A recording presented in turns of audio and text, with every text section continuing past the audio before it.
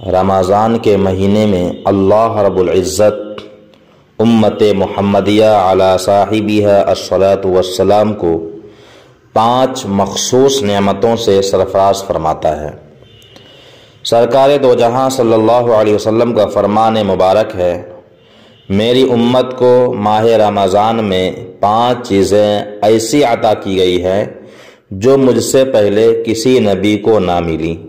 Number 1، جب رمضان المبارک کی پہلی رات ہوتی ہے تو اللہ عز و جل ان کی طرف رحمت کی نظر فرماتا ہے، اور جس کی طرف اللہ عز و جل نظر رحمت فرمائے گا اسے کبھی عذاب نہ دے گا۔ نمبر 2، شام کے وقت ان کے منہ کی بو جو بھوک کی وجہ سے ہوتی ہے اللہ تعالیٰ کے نزدیک مشک کی خوشبو سے زیادہ بہتر ہے۔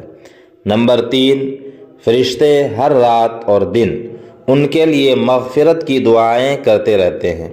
نمبر 4، اللہ تعالیٰ جنت کو حکم فرماتا ہے، میرے نیک بندوں کے لیے آراستہ ہو جا، عن قریب وہ دنیا کی مشقت سے میرے گھر اور کرم میں آرام پائیں گے۔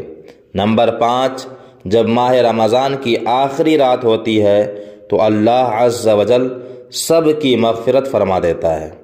قوم میں سے ایک شخص نے کھڑے ہو کر عرض کی، یا رسول اللہ، کیا یہ لیلۃ القدر ہے؟ ارشاد فرمایا، نہیں۔ کیا تم نہیں دیکھتے کہ مزدور جب اپنے کاموں سے فارغ ہو جاتے ہیں تو انہیں اجرت دی جاتی ہے؟